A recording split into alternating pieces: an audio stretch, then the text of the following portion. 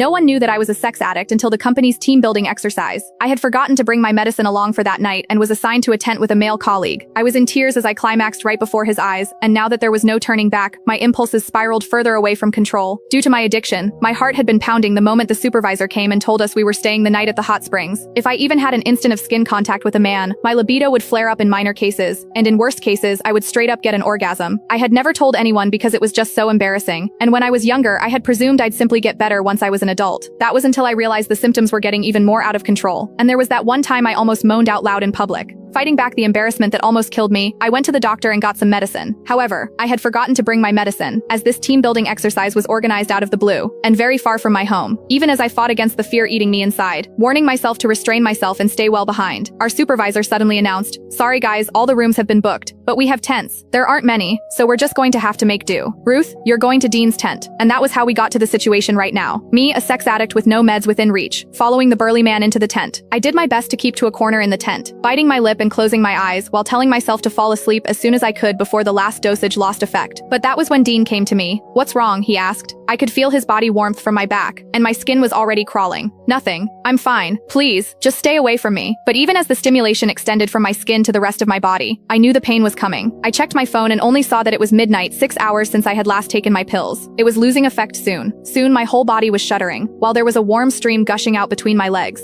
I kept my head buried between my legs and did my best not to look at Dean. People would mock me for being a skank if they noticed my condition, and I couldn't bear to stay in the company at that point. Meanwhile, Miles Hendricks, the other colleague in the tent, was already snoring out loud. I kept clenching my knuckles, my own nails digging into my palm. The pain calmed me somewhat, and I told Dean, "Sorry, I'm not distancing myself. I'm just not feeling well." Never could I have expected Dean to move toward me without another word, reaching out with his large warm palm and pressing it over my forehead. Even as he held his palm steady, I found myself staring at his chest and nothing else. I could also see that distinct collarbone and chiseled chest under his shirt. I seemed to tighten at the very next second, and orgasmed amid my embarrassment, and the ensuing moan could barely be stifled. Worst of all, I was trembling even worse after I orgasmed, and Dean could clearly feel me shaking. "That's strange. Why are you so flushed? You don't even have a fever," he murmured, not giving up feeling my forehead and cheeks just then. I trembled even more and turned my face away, but it was the back of the tent right behind me. Having nowhere else to go, I clenched my jaw so I wouldn't moan again, even as I decided I couldn't stay in this sealed room when all I could smell was Dean. He wasn't a smoker, so his faint soapy and hormonal scent was especially recognizable. I could feel all the pores around my opening, as the orgasm left me painfully sensitive to everything. In the heat of the moment, I pushed Dean away and sent him stumbling backward, while I scrambled to crawl out of my tent, not caring that my skirt was short, exposing my wet panties right in front of his eyes. He promptly turned away to stop himself from staring, but he was no brat either. Seemingly struck with a thought, he followed me, even as I lost control over my body. The fire in my loins was ablaze, and I had never felt libido this violent. All I could think about was Dean's collarbone